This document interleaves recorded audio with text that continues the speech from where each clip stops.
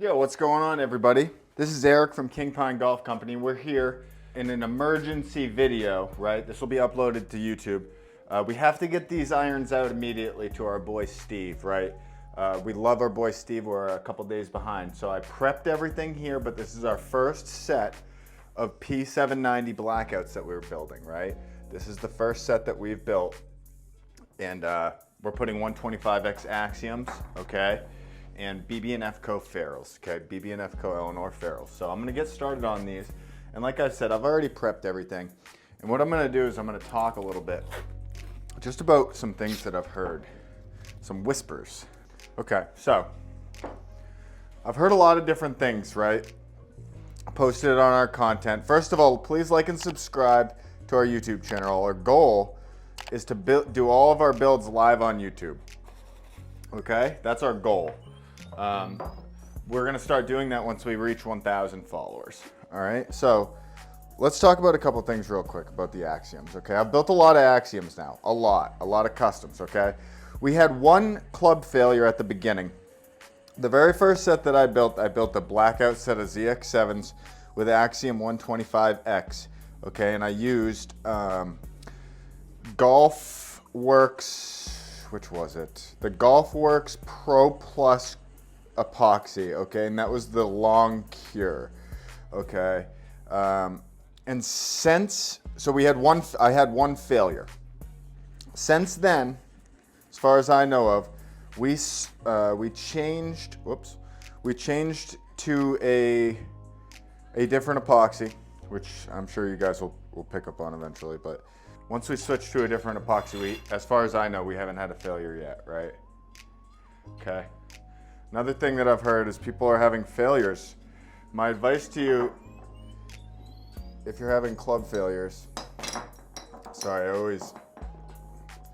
I'm very like, I wouldn't say, I don't want to say OCD because I don't want to trigger anybody, but I always have everything lined up, right? So another thing that I've heard is that BB&F Co ferrules cause Axioms to break. I'd like to address that and say that is patently false, okay? If you're snapping Axiom iron shafts, that's because your club builder tip prepped the shafts too much, okay? It's as simple as that. You just gotta pay attention. These are very finicky, right? And if you have somebody that's building these, and it's the first time they've built them and they're building them with BB&F Co ferrules, I can tell you it is tricky, right? You gotta really pay attention to what you're doing. It's all in the preparation with these golf clubs. Excuse me, with these iron shafts, okay? And we have our process dialed.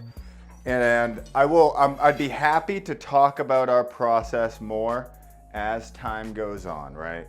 But I've been instructed.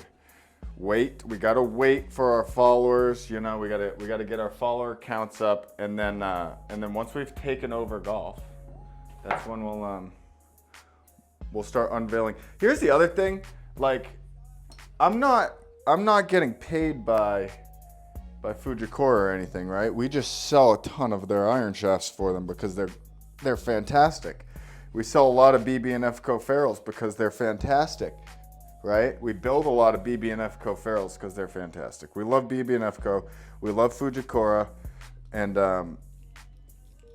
look, you guys will see. There's gonna be a lot more to come, right?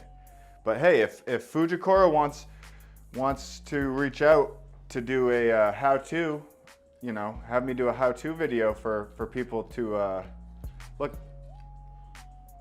the inbox is open, right? The inbox is open.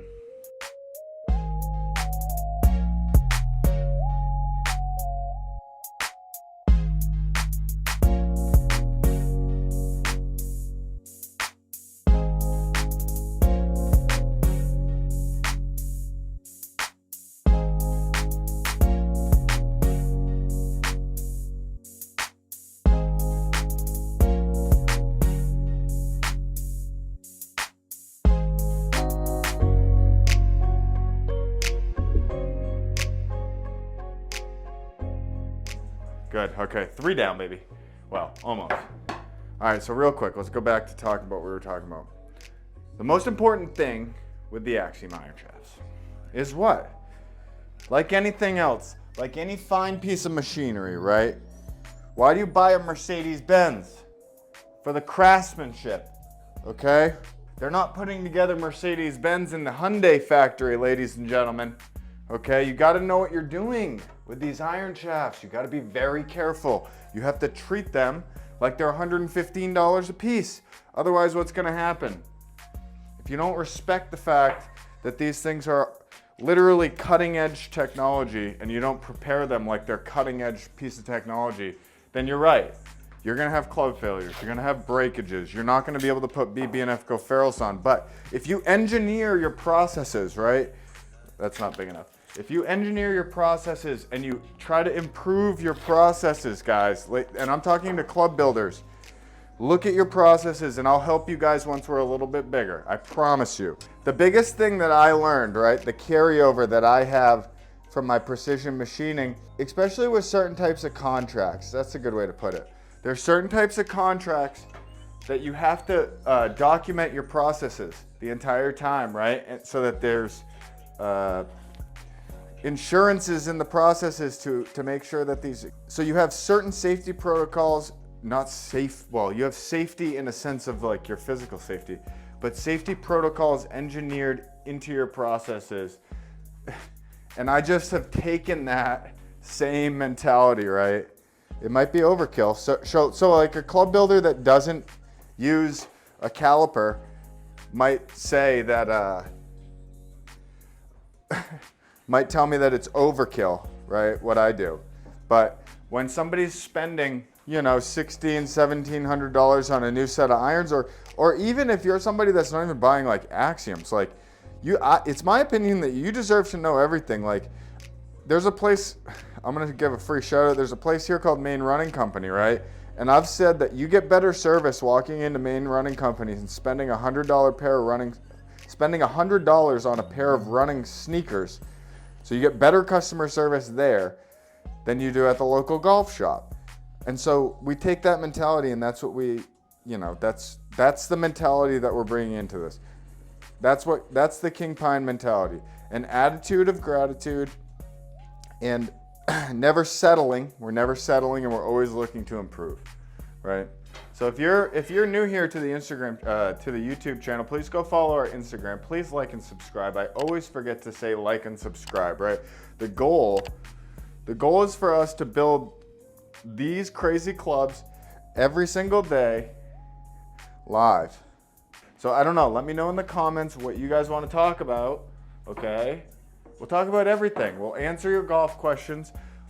Let's get us to 1,000 followers, and then let's start, you know, I'll get a producer and we'll start doing this for real, ladies and gents.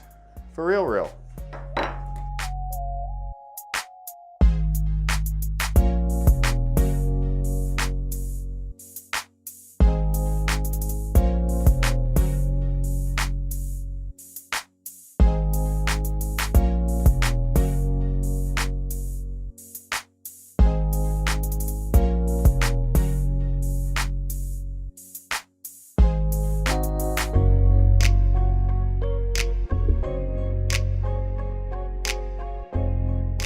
Let me know what you guys want to hear, okay? And I'll let you know if I can answer the questions or not, right? Because the goal is just to get to a simple 1,000 subscribers, and then we're gonna stream everything right here for you guys live on YouTube. Every single build, guys.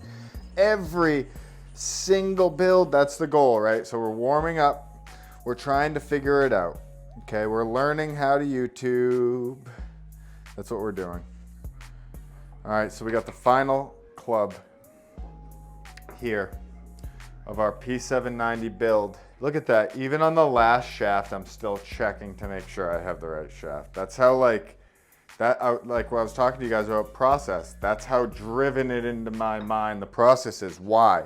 Because these shafts are extremely expensive and I don't want to have to replace them, right? Come on, look at this bad Larry. That's a beautiful golf club right there, right? Last club, first TaylorMade P790 build. Let me know what you guys think of this ferrule combination. Let me know if this is what we call the trifecta. Is this the trifecta? I don't know. You guys are gonna have to let me know. I'm a man of the people, right? I just do what the people want. Okay, whatever the people ask for, that's what the people get, right?